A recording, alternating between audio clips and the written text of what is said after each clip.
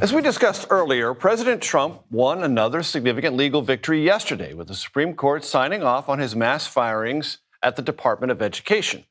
How court decisions on actions taken by this second Trump administration are impacting its power and the power of the presidency as a whole is the compelling subject explored in a new documentary premiering tonight on PBS.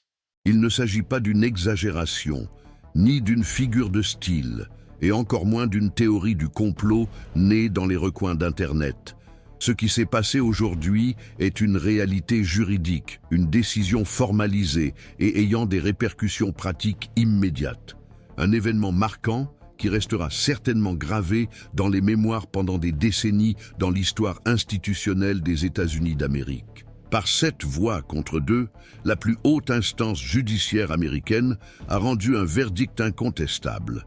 Donald Trump a outrepassé les limites imposées par la Constitution et, ce faisant, a mis en place une administration fondée sur des bases illégales. Aujourd'hui, ces bases s'effondrent, les unes après les autres.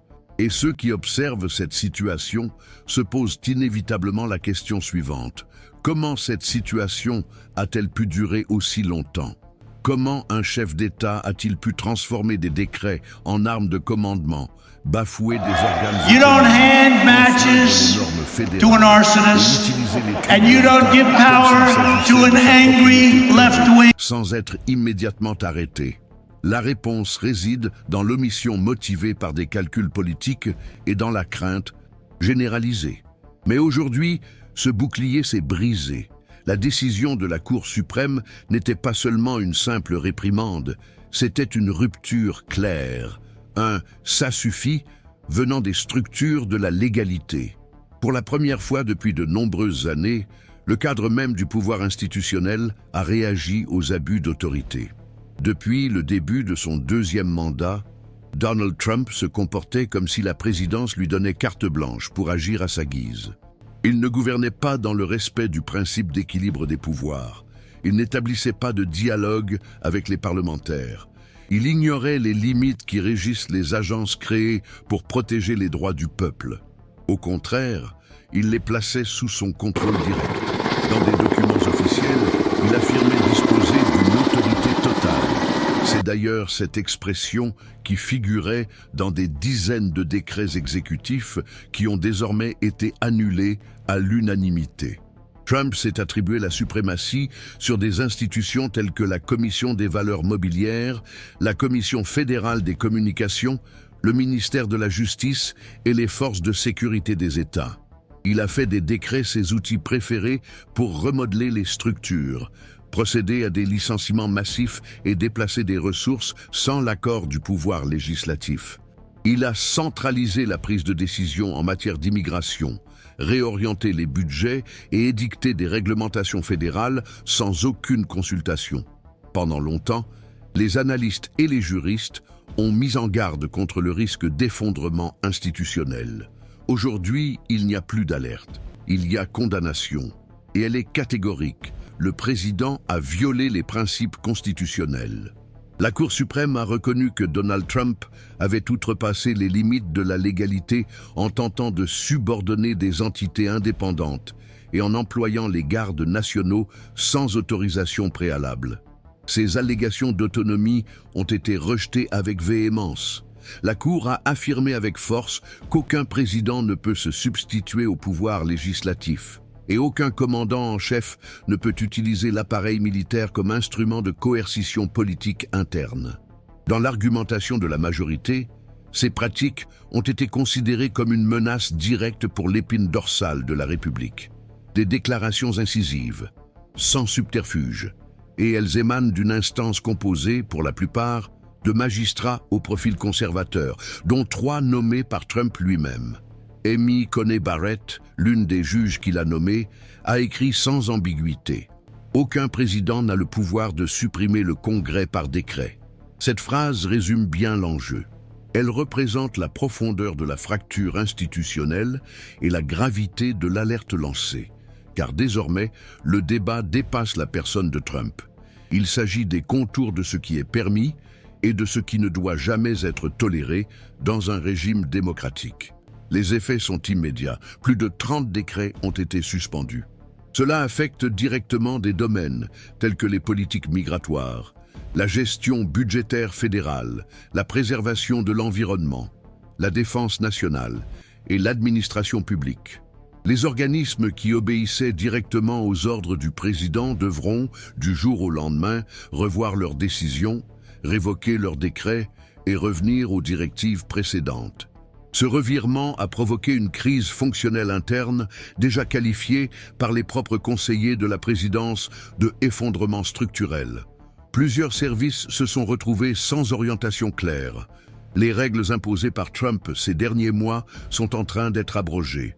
Parmi celles-ci, les licenciements collectifs, qui s'avèrent désormais illégaux, les modifications budgétaires sans fondement juridique, les restrictions migratoires sans fondement réglementaire, et même les ordres militaires visant à réprimer les manifestations civiles. Tout cela a été paralysé. Tout cela est désormais considéré comme contraire à la légalité en vigueur, et cette transformation modifie complètement la manière d'agir du président. Donald Trump n'est plus en mesure de continuer à gouverner par décrets unilatéraux. À partir de maintenant, il devra se soumettre aux instances constitutionnelles, négocier, justifier, obéir aux freins et contrepoids de la République, ce qu'il n'a jamais montré la volonté de faire. Et c'est là que réside l'aspect le plus frappant de la crise. Ce n'est pas seulement un ensemble d'outils qu'il a perdu, c'est le fondement même de sa manière d'exercer le pouvoir qui s'est effondré. Le style de gouvernement de Trump a été démantelé. Un modèle de leadership fondé sur l'autoritarisme, la concentration totale des décisions, l'élimination des intermédiaires et l'absence de contrôle. Cette méthode a été déclarée à la quasi-unanimité de la Cour suprême, incompatible avec les principes constitutionnels des États-Unis d'Amérique. Et cela équivaut, dans la pratique, à une implosion de l'édifice qui soutenait son règne. C'est comme assister à l'effondrement d'un empire en apparence devant la première exigence réelle de l'égalité. L'impact politique est déjà significatif. Le choc juridique est encore plus grand. Car même si Trump tente de réagir, de contester, d'attaquer la Cour ou de mobiliser sa base, il se heurte désormais à une limite qu'il ne peut plus contourner. La Constitution s'impose désormais. Si vous en êtes arrivé là, c'est que vous comprenez que tout cela dépasse la figure d'un président. Il s'agit d'un système qui était progressivement miné de l'intérieur et qui, pour la première fois depuis longtemps, est confronté à une réaction institutionnelle à la hauteur. Si ce contenu fait écho à vos convictions, si vous pensez vous aussi que la vérité doit être dite même lorsqu'elle fait mal, abonnez-vous à cette chaîne dès maintenant. Cet espace a été créé précisément pour ceux qui en ont assez des gros titres superficiels et des récits manipulés. Ici, vous trouverez de la profondeur, du contexte et du courage. Et c'est votre présence qui soutient ce travail. Rejoignez-nous, car ensemble, nous montrons que la vérité peut encore avoir une voix et qu'elle peut avoir des conséquences. Cependant, ne pensez pas que cela représente un point final. Au contraire, ce n'est que le début d'une nouvelle tempête au cœur de la politique américaine. Avec la décision de la Cour suprême, une nouvelle série de développements commence. Les enquêtes classées peuvent être rouvertes. Les procédures auparavant au point mort peuvent prendre un nouvel élan. Les parlementaires qui étaient auparavant acculés se sentent désormais soutenus. Le système judiciaire américain lui-même devra réévaluer de nombreuses affaires menées sous des ordres qui sont désormais invalides. Parmi eux, des procès impliquant des proches de Trump comme Kash Patel, accusé de faux témoignages, et des membres du ministère de la Justice qui ont exécuté des ordres directs de la présidence. Certains disent qu'une nouvelle ère de responsabilité politique est sur le point de commencer. D'autres prévoient une escalade des affrontements menés par Trump. Mais une certitude s'impose déjà. Il n'est plus au-dessus des lois. La décision de la Cour suprême marque également un tournant pour les prochaines élections. Comment les citoyens américains réagiront-ils en constatant que le président a été désavoué par une cour qu'il a lui-même contribué à composer? comment les membres du Parti républicain justifieront-ils leur soutien à quelqu'un qui a tenté d'instaurer un modèle de pouvoir absolu, jugé par la suite inconstitutionnel? Et comment les représentants du Parti démocrate vont-ils intégrer ce fait dans leurs stratégies électorales? Ce sont là des questions qui domineront le débat public au cours des prochains mois. Mais tandis que les affrontements politiques se déroulent, ce qui importe vraiment, c'est qu'il existe désormais une vérité incontournable. Le chef de l'exécutif a tenté de gouverner comme s'il était un souverain. Et la Constitution a répondu comme une république. C'est un tournant, un chapitre dont on se souviendra. Et c'est exactement pour cela que nous sommes ici, pour rendre compte, pour clarifier. Et pour vous offrir les outils qui vous aideront à comprendre ce qui est réellement en jeu. La décision de la Cour suprême des États-Unis, outre ses implications juridiques immédiates, a clairement révélé une érosion structurelle qui s'accentuait depuis de nombreuses années. Lorsqu'un président parvient à rester au pouvoir pendant si longtemps, en utilisant uniquement des décrets autonomes et des mesures qui défient les principes juridiques, c'est un signe indéniable que les mécanismes de contrôle institutionnel ont échoué. Le Congrès, paralysé par les querelles partisanes, les institutions fédérales, étouffées par des menaces et des pressions constantes, les médias traditionnels, souvent omis ou idéologiquement complices. Et surtout, une société civile épuisée, mal informée et plongée dans la confusion. C'est le genre de scénario qui favorise l'avènement de dirigeants autoritaires se cachant derrière un discours d'efficacité. Donald Trump l'a compris mieux que quiconque. Il a réalisé que tant que la peur régnerait, que l'instabilité persisterait et que les conflits s'intensifieraient, il pourrait étendre son emprise. Et pendant un certain temps, cette logique a fonctionné. Avec l'annulation de plus de 3 douzaines de décrets, le gouvernement dirigé par Trump perd plus que de simples instruments bureaucratiques. Il perd également le discours qui soutenait son image de commandement. Il cultivait l'image d'un chef d'État autosuffisant, un leader qui prétendait résoudre les problèmes de la nation sans dépendre des rouages traditionnels. L'homme qui affrontait la machine, qui méprisait les technocrates, qui enfreignait les règles au nom d'une prétendue efficacité. Mais aujourd'hui, il ne reste plus qu'un vide institutionnel. Des départements entiers n'ont plus de directives claires à suivre. Les gouverneurs qui avaient résisté au processus de fédéralisation de leurs troupes étatiques se voient désormais confortés dans leur défense de la légalité. Des juristes de plusieurs États ont déjà entamé la révision de procédures engagées sur la base de décisions qui, à l'heure actuelle, ont perdu toute validité juridique. Cela ouvre la voie à des recours judiciaires, des révocations, de nouvelles actions civiles et pénales, et surtout à une nouvelle vague de responsabilisation qui pourrait atteindre directement le cabinet présidentiel. Dans ce nouveau contexte, Donald Trump se retrouve sans marge de manœuvre. Sa rhétorique d'imposition perd de sa puissance lorsque les instruments qui soutenaient son autorité sont désactivés.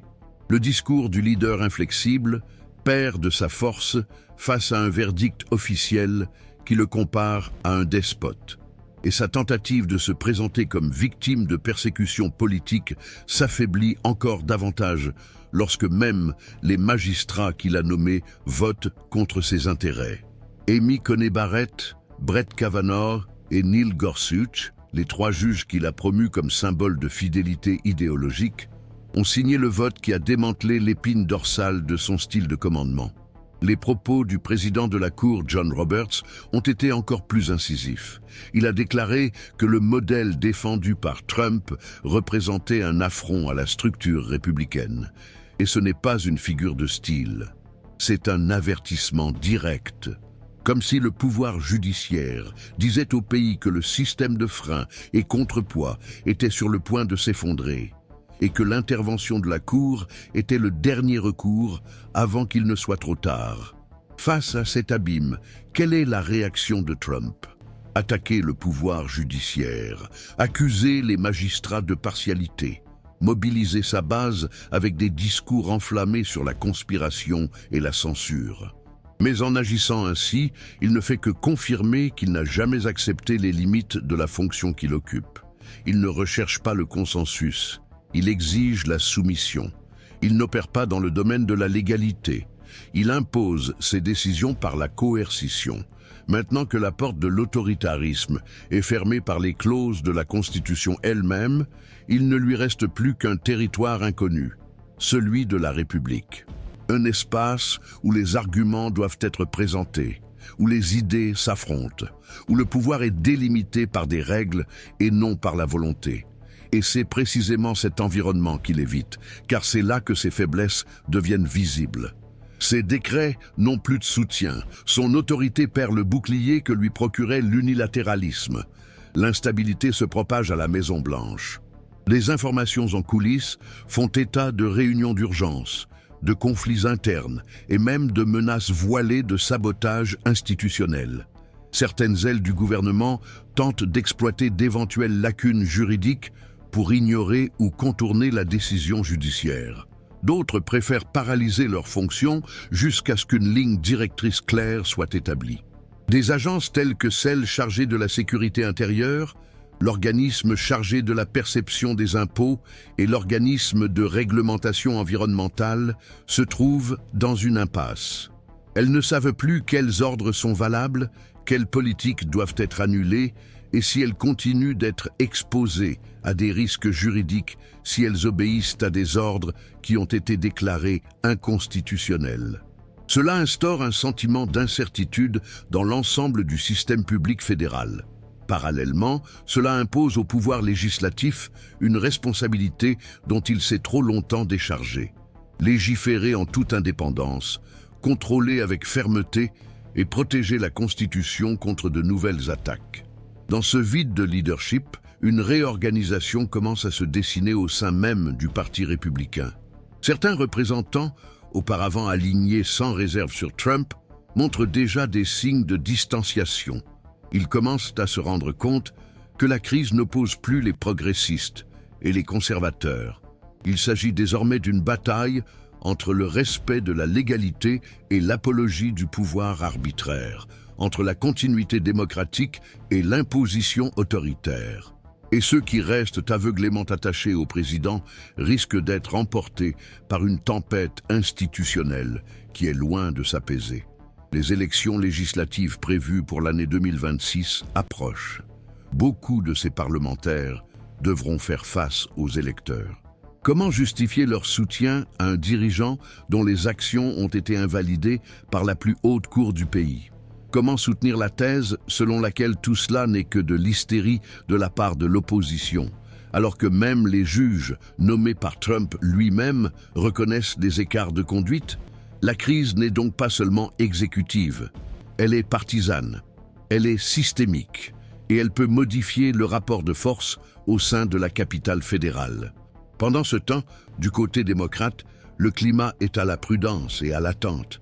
Les dirigeants du parti comprennent que la décision de la Cour peut se transformer en une chance historique de rétablir les piliers institutionnels. Mais ils savent aussi que toute action précipitée pourrait alimenter le discours de persécution que Trump utilise depuis des années. C'est pourquoi ils entament une planification stratégique, organiser des sessions publiques, réviser les normes et présenter de nouveaux projets de loi visant à restreindre davantage l'utilisation abusive des décrets présidentiels. En outre, la pression s'intensifie pour que le Congrès enquête en détail sur la manière dont les mesures qui ont maintenant été invalidées ont été élaborées. Qui a rédigé les textes? Qui les a approuvés? Quels avis ont été ignorés? Ces questions résonnent déjà dans les couloirs du pouvoir législatif et promettent de déclencher une série de révélations impliquant des conseillers, des consultants et même des membres du ministère de la Justice. La Cour suprême a ouvert une nouvelle porte et il n'y a aucun moyen de la refermer. Pour des millions de citoyens américains, cette décision représente un souffle de renouveau. Un signe que, malgré les dégâts, les rouages institutionnels résistent encore. Un rappel que les principes démocratiques ont encore des défenseurs. Mais pour beaucoup d'autres, tout cela semble encore lointain, trop technique, éclipsé par une avalanche d'informations et de controverses. C'est pourquoi il est urgent de rendre tout cela compréhensible, expliquer, traduire, diffuser. C'est exactement la raison d'être de cet espace. Si vous avez suivi cette vidéo jusqu'ici, vous avez déjà compris que la proposition est autre. Construire un environnement d'analyse approfondie, clair et engagé envers la vérité. Si vous pensez que davantage de personnes ont besoin de voir ce qui se passe réellement, envoyez cette vidéo dès maintenant à un proche. Car l'information est un outil de résistance. Et résister, en ce moment, c'est aussi une façon de préserver l'avenir. Sur la scène internationale, les effets se font déjà sentir. Les chefs d'État de pays alliés comme le Canada, la France, l'Allemagne et plusieurs nations d'Amérique du Sud ont exprimé leur soutien à la décision de la Cour suprême américaine. En revanche, les gouvernements autoritaires avec lesquels Trump entretenait des relations étroites ont réagi avec hostilité. Cela montre que le conflit sur le sol américain a des répercussions mondiales. Il ne s'agit pas seulement du maintien ou de la chute d'un dirigeant. Il s'agit de l'image que les États-Unis projettent au monde entier sur les limites du pouvoir. Si la tentative d'instaurer une autorité absolue avait été acceptée, cela aurait créé un dangereux précédent pour d'autres démocraties. Mais le verdict de la Cour suprême envoie un signal contraire. La Constitution reste la référence. Et le personnalisme absolu reste une erreur inacceptable. Pour la planète, c'est un message de soulagement. Pour Donald Trump, c'est l'effondrement de son projet. Cet effondrement aura encore des répercussions. Il est probable que dans les prochains jours, le président tentera de réagir. Il se peut qu'il fasse appel à la presse, qu'il organise des rassemblements, qu'il laisse entendre qu'il exercera des représailles. Mais aucune de ces stratégies ne changera le fait central. La décision a été rendue. Et elle est venue du seul organe ayant la légitimité pour contenir les excès d'un chef de l'exécutif. La Cour suprême des États-Unis a clairement affirmé que la conduite du gouvernement avait violé le principe de la séparation des pouvoirs, dépassé les limites institutionnelles et cherché à transformer la présidence en un symbole de pouvoir absolu. Or, il n'y a pas de place pour les symboles impériaux dans un système républicain. Ce qui semblait au départ être une simple manifestation judiciaire s'est transformé, sous les yeux du pays, en un revirement politique, social et institutionnel sans précédent. La plus haute instance judiciaire des États-Unis d'Amérique n'a pas seulement suspendu plus de 3 douzaines de décrets exécutifs émis par Donald Trump. Elle a renversé, avec une précision juridique, l'édifice gouvernemental qu'il avait érigé depuis le début de son deuxième mandat. Un projet fondé sur l'imposition de la force, l'hypercentralisation des décisions, la suppression délibérée des freins institutionnels et la conviction qu'une fois élu, le président aurait carte blanche pour exercer le pouvoir sans aucune limitation. Mais la Cour suprême a dit non. Un non ferme, audible, qui résonne désormais dans les couloirs du Capitole, dans les tribunaux d'État, dans les rédactions des journaux et dans les foyers où l'on croit encore que la légalité n'est pas un détail, mais le fondement même de la République. Ce non n'a pas brisé le cycle de permissivité, et avec cela, le défi de combler le vide laissé par une structure gouvernementale soutenue par des décrets qui n'ont désormais plus de fondement juridique s'est imposé. Au sein du siège de l'exécutif, l'atmosphère est à l'effondrement imminent. Des réunions d'urgence ont lieu la nuit, à huis clos, dans un brouhaha de voix. Des rumeurs circulent sur des demandes de démission, des tentatives d'élaboration d'alternatives administratives et même des propositions visant à déclencher des dispositifs exceptionnels afin de renverser les effets de la décision. Il est même question d'invoquer des mesures d'urgence comme recours extrême.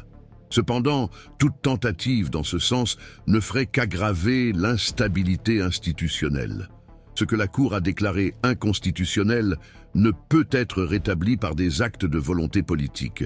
Il sera nécessaire de présenter des projets de loi, de négocier avec le Congrès, de soumettre des idées au débat public, tout ce que Trump a soigneusement évité ces dernières années.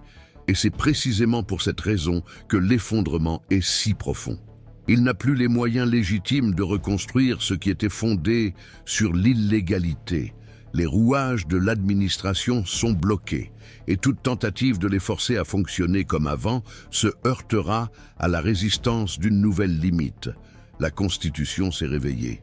Dans le camp adverse, l'opportunité historique se dessine clairement. Il ne s'agit pas seulement de saper l'influence d'un président en déclin, mais de restaurer le rôle central des institutions démocratiques. C'est l'occasion de prouver que le modèle des contrepoids est toujours vivant et qu'il réagit lorsque cela est nécessaire. Les leaders de l'opposition ont déjà lancé des initiatives visant à ouvrir des commissions d'enquête parlementaires, non seulement sur le contenu des actes désormais invalidés, mais aussi sur les coulisses de leur élaboration. Qui a élaboré ces mesures? Qui les a validées? Y a-t-il eu des avertissements juridiques? Ont-ils été délibérément ignorés? Les documents internes qui étaient auparavant protégés par la confidentialité de l'exécutif font désormais l'objet d'une enquête légitime. Et la pression s'intensifie pour que le ministère de la Justice soit également tenu responsable, car pendant des mois, il a apporté un soutien juridique à des décisions qui sont aujourd'hui considérées comme des abus de pouvoir évidents. S'il est démontré que des membres de l'équipe présidentielle et du ministère public ont donné des avis favorables à des pratiques inconstitutionnelles, ils pourraient faire l'objet de sanctions sévères, allant de la perte de leur poste à des poursuites pénales. Dans ce contexte, les États-Unis d'Amérique sont confrontés à un choix déterminant. Soit ils approfondissent le processus de responsabilisation et renforcent les institutions qui résistent encore, soit ils courent le risque de banaliser l'épisode, le laissant se dissoudre dans l'oubli collectif, comme tant d'autres scandales précédents. Mais le poids de cette décision est d'une autre nature. Il ne s'agit pas d'un différend ordinaire, d'une politique impopulaire, d'une figure controversée.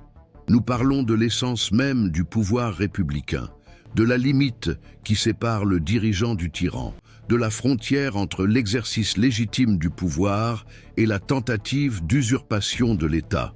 Cette ligne a été franchie. Et la Cour a clairement indiqué que ni la popularité, ni les votes, ni la domination sur les partis ne justifient le franchissement de cette barrière. Un pays qui permet une centralisation sans limite n'est plus une démocratie fonctionnelle. Et les magistrats ont agi pour empêcher cet effondrement de se produire. La répercussion internationale du jugement est également importante. La confiance mondiale dans la stabilité américaine se détériorait.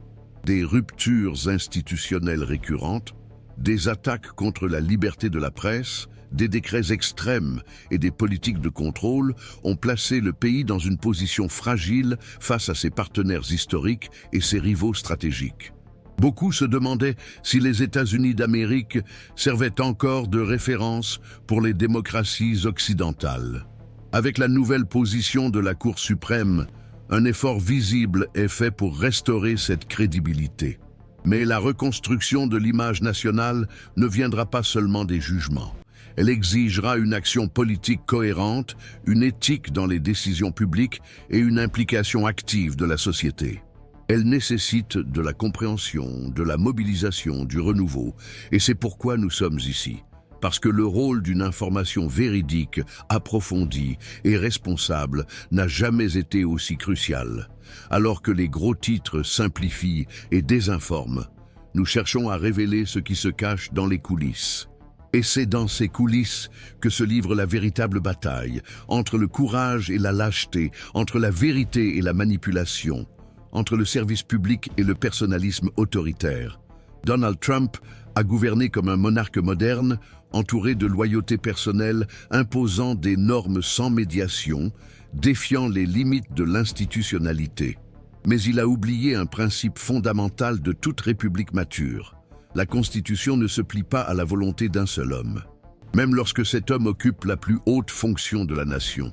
Et maintenant, tout ce qui a été construit sur la base de l'idée d'un pouvoir illimité commence à s'effondrer. Les départements reviennent aux directives légales. Les troupes d'État reviennent sous le commandement des gouverneurs. Les ressources fédérales sont soumises à l'approbation législative. Le président est enfin soumis aux mêmes limites que tous les autres citoyens. Et pour quelqu'un comme Trump, cette soumission aux règles est plus qu'une défaite politique. C'est une humiliation face à l'ordre institutionnel. Et c'est précisément là que le peuple a la possibilité de réécrire l'histoire. Plus que jamais, la participation populaire devient la pièce maîtresse du processus de reconstruction. Le pouvoir judiciaire a fait sa part. Il appartient désormais au pouvoir législatif de remplir sa mission. Il appartient à la presse d'informer avec intégrité, aux universités de former avec conscience. Mais avant tout, c'est la population qui doit réagir. Car si cette décision tombe dans l'oubli, si elle est relativisée ou diluée dans le bruit des réseaux sociaux, tout reviendra à la case départ. Trump pourra tenter à nouveau de saper les règles. Il cherchera à élire des représentants plus dociles.